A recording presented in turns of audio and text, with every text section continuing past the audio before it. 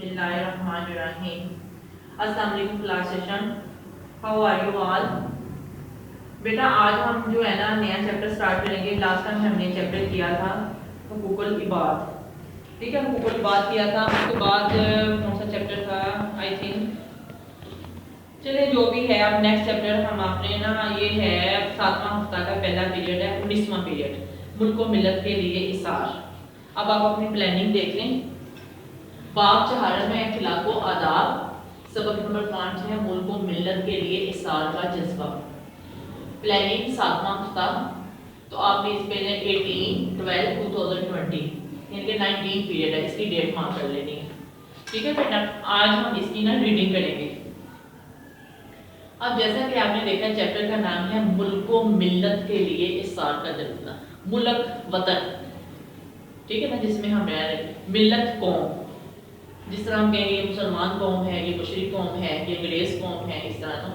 इसार का जज्बा, इसार मतलब कुर्बानी देना. जज्बा यानी कि अपने अंदर जोश बलबला पैदा करना. ठीक है बेटा, अब आप लोग पेज निकालें 58. तो आप इसको देखें, मुल्क व मिल्लत के लिए इसार का जज्बा. इसार के मायने अपनी ज़रूरत पर किसी दूसरे की ज़रूरत को तरजीह देना, यानी कि अपनी ज़रूरत को किसी साइड पर रख देना और दूसरों की ज़रूरत को अहमियत देना. दूसरों की ज़रूरत के लिए अपनी ज़रूरत को कुर्बान कर देना. मसलन खुद भूखा रहकर दूसरों को खिलाना, खुद तकलीफ बर्दाश्त करना और दूसरों को आराम पहुंचाना आसान है. अल्लाह ताला ने ऐसे बंदों के बारे में फरमाया, और वो अपनी ज़ात पर दूसरों को तरजीह देते हैं अगरचे वो खुद हाजतमंद हो. अगरचे वो खुद हाजतमंद हो, इसका मतलब है कि चाहे उनको खुद भी ज़रूरत हो, लेकिन वो दूसरों की ज़ात को तरजीह देते हैं. अहद नबवी में मुल्क व मिल्लत के लिए सार.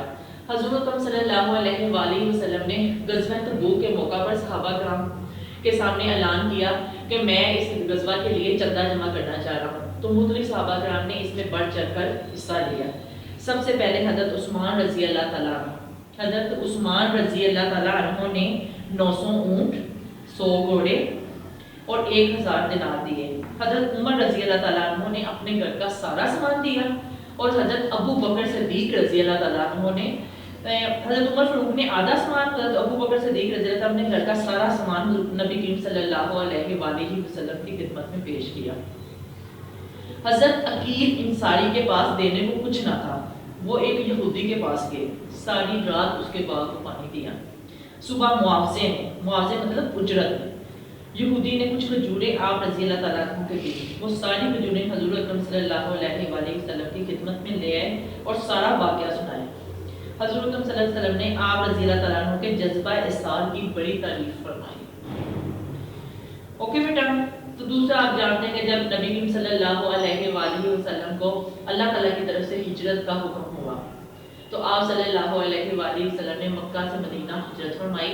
तो आप बेसरो सुमानी की हालत में थे, यानी कि आपके पास कुछ भी नहीं था, ना ज़र था, ना पैसा था, ना कुछ चीज़ थी.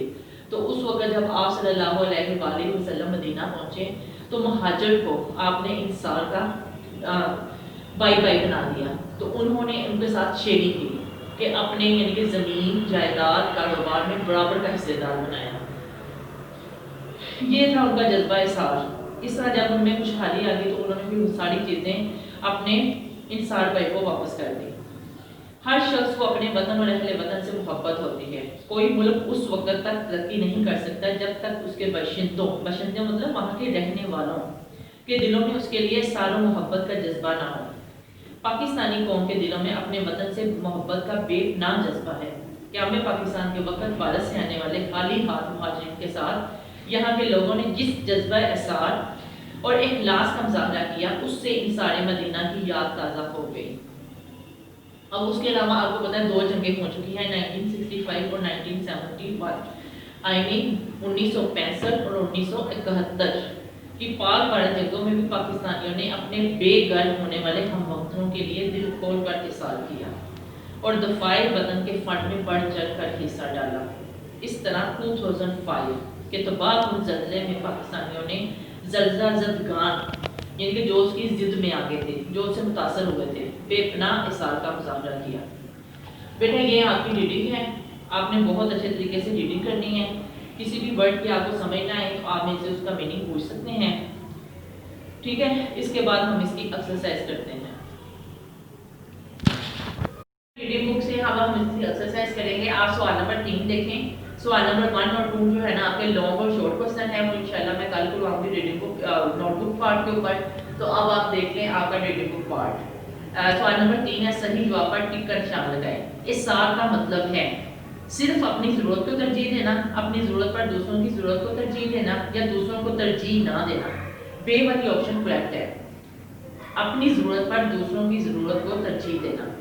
اس کے بعد بے ہے، غزوہ تبوک کے موقع پر کس صحابی نے 900 اونٹ، 100 گھوڑے اور 1000 دینار چندہ میں دیے؟ حضرت عثمان غنی رضی اللہ تعالیٰ عنہ نے.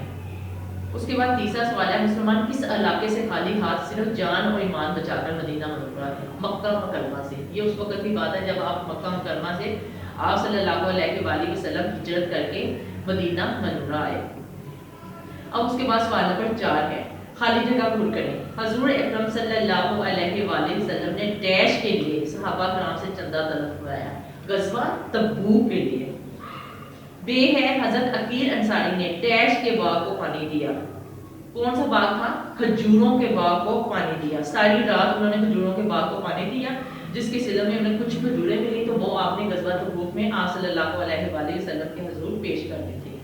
ہر شخص کو اپنے ڈیش سے محبت ہوتی ہے. وطن، ملک. حضرت صلی اللہ علیہ وسلم نے ڈیش کے جذبہ کی تعریف فرمائی. حضرت عقیل انصاری کے جذبہ کی تعریف فرمائی. اور بیٹا اس کے بعد 5واں کوسچن ہے کہ ٹرو فالس، یعنی کہ جو غلط ہے اس کے نیچے غلط کے نیچے ٹک کر دیں اور جو درست ہے اس کے نیچے وہ ٹک کر دیں. اس سار کے معنی ہے اپنی ضرورت پر کسی دوسرے کی ضرورت کو ترجیح نہ دینا. غلط ہے. اس سار کا مطلب ہے اپنی ضرورت پر کسی دوسرے کی ضرورت کو ترجیح دینا. حضرت عقیل انصاری نے خود بھوکا رہ کر میزبانی کا حق ادا کیا. درست ہے. پاکستانی قوم ایک سچی اور اچھی قوم ہے. درست ہے. ہم پاکستانی ہر حال میں ایک دوسرے کے خیر خواہ ہیں. ٹھیک. ہم پاکستانی قوم زیادہ تر میجورٹی لوگ مسلمان ہیں نا، تو ہم اللہ کے دین کو مانتے ہوئے اللہ کی اطاعت کرتے ہوئے ہم ایک دوسرے کا خیال کرتے ہیں. بیٹا یہ ہے اپنا آپ کا چیپٹر. آپ نے ریڈنگ ورک بھی کرنا ہے، ریڈنگ بھی کرنا ہے اور اس کے علاوہ یہ ایکسرسائز بھی فل کرنی ہے. ٹھیک ہے بیٹا. اللہ حافظ.